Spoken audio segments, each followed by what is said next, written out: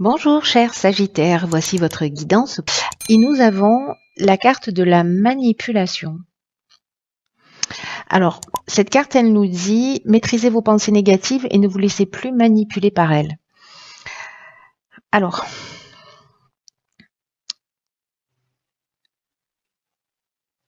ce que nous dit cette carte, c'est que vous avez la possibilité, en fait, par notre capacité qu'on a tous de création, de récupérer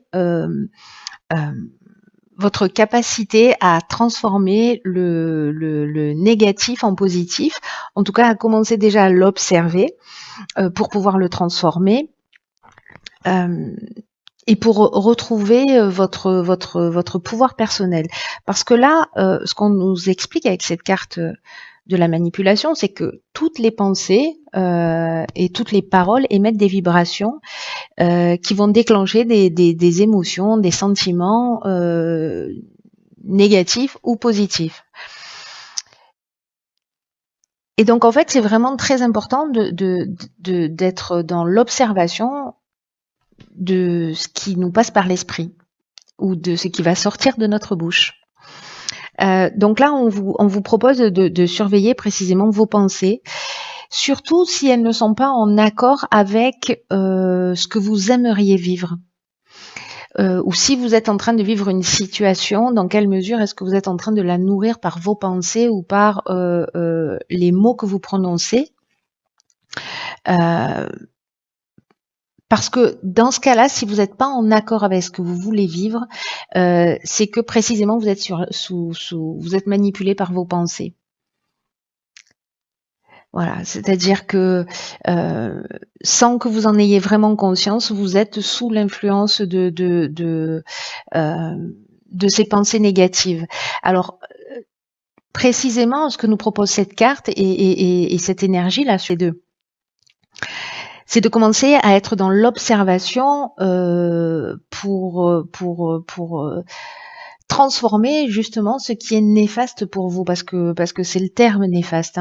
Il y a une idée vraiment de purifier son psychisme, de sortir des doutes, de sortir des sentiments et de toutes les émotions qui vous parasitent. Et là, on vous dit, alors c'est à vous de faire un effort pour sortir en fait de cette zone connue, cette zone de manipulation dans laquelle il y a du conditionnement qui peut venir de très loin parce que c'est la manière que vous avez appris de communiquer ou parce que vous avez une mauvaise image de vous, une mauvaise estime de vous ou pas d'estime de vous d'ailleurs ou pas confiance en vous. Bref, il y a un schéma comme ça, si quand vous parlez ou des situations ou des personnes, alors c'est pas forcément H24 365 jours par an, mais c'est d'une manière générale, vous mettez systématiquement en doute ce que disent les gens. Si vous voyez que ce qu'il y a de négatif dans les situations ou que vous proposez ou que quand on vous propose quelque chose, en fait, c'est plutôt quelque chose de lourd pour vous. Vous n'avez pas envie. Vous voyez, c'est-à-dire qu'en fait, il y a toujours comme ça quelque chose qui vous empêche d'être dans le positif. Ou alors vous jonglez du positif au négatif en permanence en étant dans des excès de négativité qui peuvent être la colère, etc., et dans des excès de joie. Donc, dans les deux cas, il y a un déséquilibre. Donc là, l'idée, c'est que ce soit vous qui soyez au contrôle. C'est pour ça qu'on parle de manipulation des pensées. Là, l'idée, c'est de reprendre le contrôle de vos pensées et de vous observer et de commencer à reformuler les choses d'une manière positive pour vous assurer d'être compris et pour vous assurer aussi d'être bienveillant. Mais si vous y arrivez, sérieusement, ça va changer votre vie. Alors 33, qui est une énergie très forte, c'est le dialogue. Ça tombe bien, on parlait de communication. Ah ben c'est rigolo. Alors ça, c'est vraiment incroyable cette ligne. Je vous explique vite fait, je vais prendre le temps. C'est que là, en fait, on vous demande, alors peut-être que vous avez pris conscience de ça, peut-être que vous en avez déjà conscience, mais si vous l'observez suite à cette guidance, et là, on vous dit qu'en fait, vous pouvez aller demander de l'aide à l'extérieur de vous pour vous aider justement à avancer, à apprendre à formuler des demandes qui soient claires, parce que la vibration 33, c'est vraiment une vibration qui est puissante, c'est un maître nombre. Et donc du coup, c'est comme si on allait vous donner un outil, c'est ce qui me donne cette impression avec cette carte de la technique. C'est comme si vous alliez dire, ok, là je me rends compte que j'ai un problème, donc je vais aller voir comment je peux aider, comment je peux m'aider moi-même, comment je peux sortir de schémas que je reproduis, comment je peux apprendre une nouvelle technique de communication pour exprimer ce que je dis, pour le faire d'une manière bienveillante. Il y a des outils qui existent. Donc peut-être que vous allez à la rencontre de quelqu'un qui va vous apprendre des techniques, ces outils-là, en tout cas peut-être à repérer un certain nombre de schémas pour être plus en accord avec vous-même, c'est-à-dire dans le respect de qui vous êtes. C'est ce que je vous disais avec cette carte de la manipulation, c'est-à-dire si vous vivez si vous dites des choses, mais que vous n'êtes pas, que ce que vous vivez n'est pas en accord avec ce que vous voulez. Vous voyez, et que finalement vous le nourrissez, ou alors que vous allez dire des choses qui sont pas en rapport avec ce que vous ressentez réellement. Donc là, j'ai l'impression qu'entre le faux pas, c'est-à-dire l'erreur de communication et le fait de communiquer en étant dans le respect de soi et le respect de l'autre, au milieu, il y a un outil qui peut vous être appris par quelqu'un qui vient de l'extérieur. C'est magnifique, hein. C'est comme si on vous disait, voilà, il y a une problématique là à régler parce que bon, on est tous plus ou moins comme ça, mais voilà, vous, c'est à vous que ça se propose là pour certains d'entre vous. Et qu'en plus, on vous dit, voilà, il y a quelqu'un que vous allez chercher de l'aide à l'extérieur et cette personne-là, elle va vous permettre justement cette technique-là de passer justement du faux pas au respect de soi. En tout cas, d'arriver à exprimer réellement ce que vous voulez sans être manipulé par ces émotions négatives ou ces pensées négatives. Waouh, c'est très intéressant. Hein, c'est plutôt très chanceux. Les finances ou l'aspect matériel de l'existence. Hein. Ok, conflit, méchanceté, inspiration. Je crois que la technique que vous avez appris sur la ligne précédente, vous allez devoir la mettre en œuvre plus vite que prévu. Donc là, est-ce que alors les finances, ça nous parle alors du rapport à l'argent ou du rapport au plan matériel d'une manière générale. Hein. Ce qu'on nous dit, c'est que l'argent, c'est une énergie qu'il faut mettre au même niveau que tout le reste dans son existence, et que là, en l'occurrence, il est temps de trouver un espèce d'équilibre peut-être dans le domaine financier en ce moment. Ou d'apprendre à adopter une attitude qui soit plus détachée ou plus juste vis-à-vis de l'argent en évitant toutes les situations extrêmes. C'est-à-dire soit être dans le mépris de l'argent parce que voilà, l'argent ne fait pas le bonheur, enfin toutes les croyances qu'on peut avoir, ou être dans l'adoration en pensant que voilà, si j'ai de l'argent, ça veut dire que je suis libre, que j'ai du pouvoir. Là, ce qu'on nous dit, c'est que l'argent, c'est une énergie avec laquelle on doit composer au quotidien, qu'on peut, avec les finances, atteindre nos objectifs et qu'on peut aussi se faire plaisir, que l'argent, ça mérite notre attention parce qu'on vit dans un monde qui fonctionne de cette manière, mais que ce n'est pas un but en soi. Et que l'équilibre à trouver, c'est entre tous les domaines de votre vie et celui-là en particulier. Donc là, il y a une idée d'adopter une attitude qui soit plus saine sur le plan matériel. Alors, est-ce que c'est une dualité pour vous ? Parce que là, le conflit, ça peut être un conflit interne, hein, c'est-à-dire son propre rapport à l'argent. Est-ce que, je sais pas, peut-être que vous vous dites, je n'ai jamais d'argent et on revient là parce que du coup, on crée son existence où j'ai toujours en galère d'argent ou je sais pas quoi. Quelles sont vos pensées par rapport à l'argent? Quelles sont vos croyances? Dans quel égrégore dans quel égrégore vous êtes? C'est très intéressant. Alors, avec la carte des conflits, est-ce que vous êtes en opposition avec quelqu'un, soit professionnellement, soit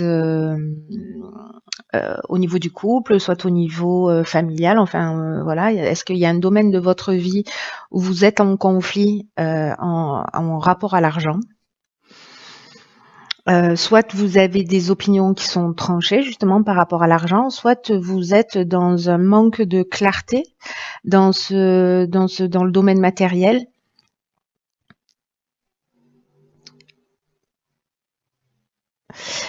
Parce que avec la carte de la méchanceté, vous voyez, on est dans de la violence, on est dans des mauvaises intentions, on est peut-être aussi dans une forme de jalousie ou d'agressivité justement par rapport par rapport à des problèmes financiers.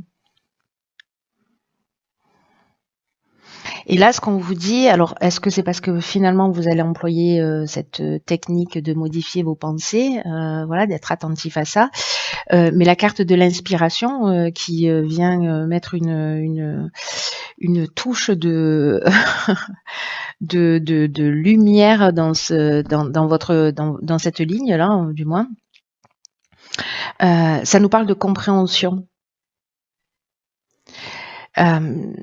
Ça nous parle de compréhension, ça nous parle de voir les choses clairement.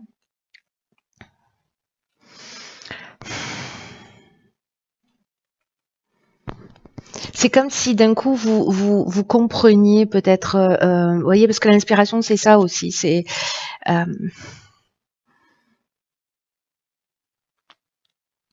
comme si vous aviez une forme de révélation, peut-être par rapport à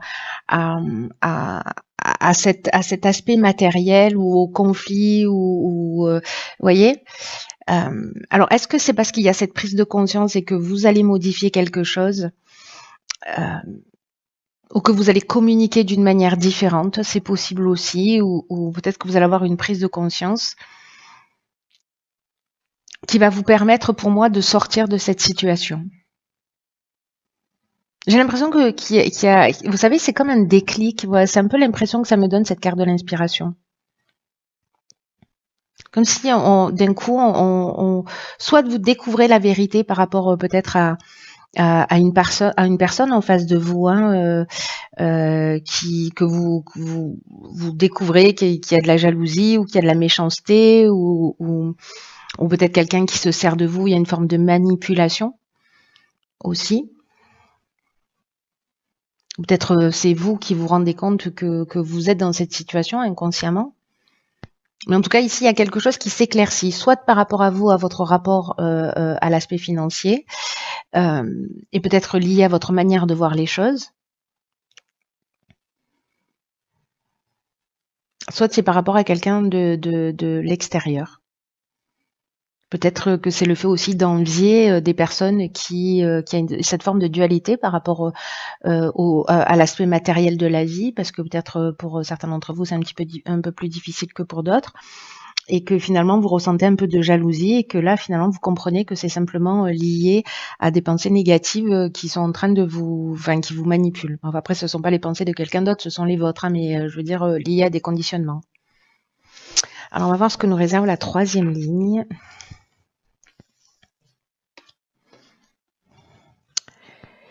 Ok, je crois qu'on va faire tous les domaines de votre existence.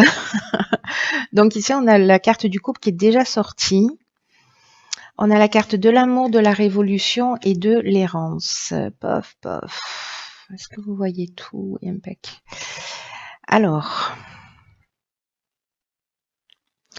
la carte 42 du couple, c'est une carte qui nous dit que dans votre relation, alors si vous n'êtes pas en couple, que vous êtes célibataire, ça peut être, ça peut représenter une autre personne avec qui vous êtes en conflit, ou peut-être votre ex-conjoint. Dans tous les cas, là, ce qu'on nous dit, c'est que vous ou votre conjoint ou votre ex-conjoint ou cette personne en face de vous, qui a besoin en fait d'ouvrir le dialogue. Il y a besoin de communiquer parce que c'est comme s'il y avait une problématique et que la communication, c'est ce qui peut apaiser la situation ou mettre un terme à une situation, mais peut-être mettre un terme à une relation, mais en tout cas, ce qu'on nous dit là, c'est qu'il faut communiquer avec bienveillance, il faut communiquer avec harmonie, qu'il faut être ouvert à l'autre, mais également à ses besoins et c'est-à-dire être ouvert, être à l'écoute, je vais y arriver, pardon, être à l'écoute des besoins de l'autre et être à l'écoute de vos propres besoins, laisser l'autre exprimer ses besoins et autorisez-vous à exprimer les vôtres. Il y a un peu cette idée-là, en tout cas, il y a vraiment une idée d'ouvrir le dialogue. Hein. Il y a vraiment une idée d'ouvrir le dialogue, donc Peut-être parce qu'il y a des non-dits, peut-être parce qu'il y a une souffrance, peut-être parce qu'il y a des conflits, peut-être, voyez? Peut-être parce que vous avez une manière de réagir avec cette carte de la manipulation qui peut être excessive, ou au contraire totalement effacée. Alors on n'est pas forcément dans les extrêmes, mais vous voyez ce que je veux dire. Là, en tout cas, ce dont ça nous parle, parce que là, on parle d'amour, donc soit c'est un nouveau projet, mais je pense que là, on est plutôt dans la relation sentimentale, hein, on est d'accord, où il y a un changement total. Alors, c'est un changement radical avec la carte de la révolution, qui peut être soit vraiment une forme de désordre, une espèce de chaos, soit ça peut être un déménagement parce que voilà, il y a un changement, il y a une mutation, etc. Et peut-être qu'on se sent un peu perdu, qu'on va perdre ses repères. Mais ce que ça génère aussi, la révolution, c'est une dynamique nouvelle. Vous voyez, on règle ce qu'il y a à régler, on part sur de nouvelles bases. Sauf que peut-être ça peut être un peu déstabilisant, peut-être qu'on peut se sentir perdu. Il peut y avoir un sentiment de vide intérieur ou peut-être de manque de lucidité dans cette nouvelle énergie. Alors soit c'est une personne en face de vous qui provoque cette communication, ou peut-être que justement le fait de communiquer, vous allez vous rendre compte que soit vous êtes en conflit, mais au final vous avez le même but et le même objectif, et du coup vous partez dans une autre dynamique, soit vous vous rendez compte en posant les choses sur la table qu'en fait vous avez des aspirations et des besoins qui soient différents, et peut-être que vous allez vous sentir un peu perdu par rapport à ça. C'est aussi possible. C'est très intéressant, hein. Il y a quand même une idée de mettre les choses à plat, et il y a le fond, c'est ça, hein. C'est la manipulation par ses pensées, et en tout cas, voilà, d'être dans l'observation, et d'être en conformité aussi entre ses mots et ses actes, ou entre ses pensées, ses mots et ses envies, quoi, et ce qu'on souhaite réellement. Et que s'il y a un conflit, d'essayer d'en sortir d'une manière un peu différente que ce que vous aviez l'habitude de faire, qui est peut-être ou de l'agressivité, ou voilà, ou de la colère, ou de la fuite. Il y a une idée de faire les choses différemment.